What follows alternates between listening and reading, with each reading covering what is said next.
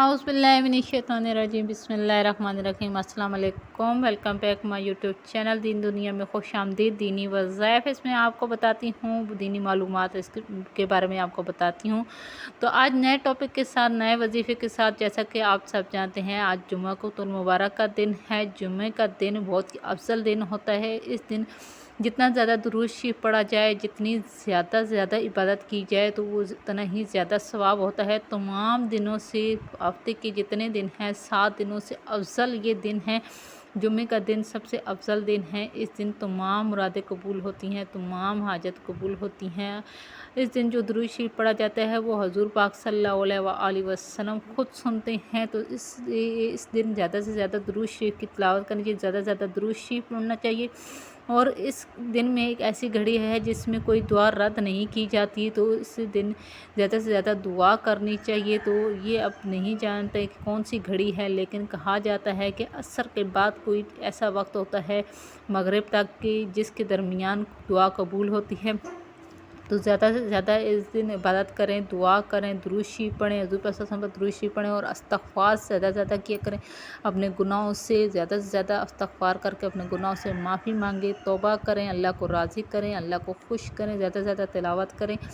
तो आज मैं बहुत ही अच्छा वजीफ़ा लेके आई हूँ, जिसके करने से एक जुम्मे से दूसरे जुम्मे के दरमियान आपके जितने गुनाह होंगे वो माफ़ हो जाएँ। एक जुम्मे से लेकर दूसरे जुम्मे तक आपकी जो तमाम मुरादें, जो ख्वाहिशात होंगी, जिसके लिए वजीफ़ा किया होगा वो बर लाएंगी। अभी तक दूसरा जुम्मा आएगा ही नहीं कि आप खुद हैरान हो जाएंगे कि आपकी दुआ कैसे कबूल हो गई, कैसा एक मौजज़ा हो गया। इतना पावरफुल वजीफ़ा है। तो वजीफ़ा किस चीज़ का है? आयतुल कुर्सी का वजीफ़ा है, जो हर किसी को आती है, हर इंसान को आती है, जो हम फ़र्ज़ नमाज के बाद पढ़ते हैं आयतुल कुर्सी। तो आपने करना क्या है? आपने सबसे पहले असर की नमाज़ पढ़ लेनी है। असर की नमाज़ पढ़ने के बाद आपने दुरूद शरीफ पढ़ना है। दुरूद शरीफ 11 मरतबा पढ़ें तो अफजल है।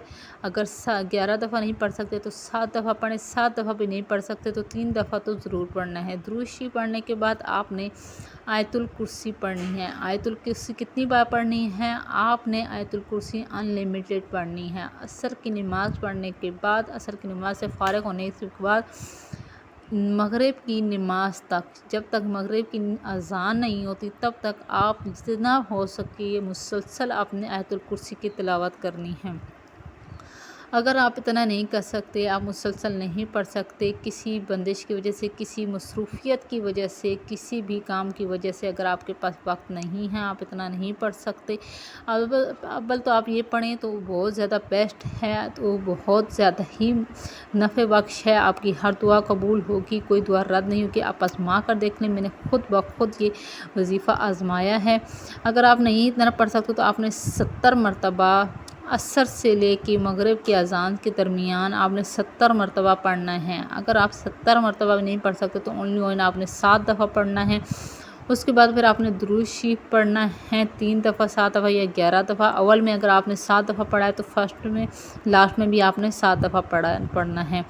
उसके बाद आपने अपने गुनाह से माफ़ी मांगनी है, अल्लाह के हुज़ूर गिड़गिड़ा गिड़ा कर अपनी गुनाह में माफ़ी मांगनी और अपनी दुआ जो अपनी हाजत है वो अल्लाह के सामने रखनी है। इंशाअल्लाह इस वजीफ़े की बरकत से आपकी तमाम दुआएं कबूल होंगी, आपकी तमाम मुरादें बरलाएंगी, आपकी तमाम ख्वाहिशात कबूल होंगी। आप खुद हैरान हो जाएंगे कि ये कैसे हो गया।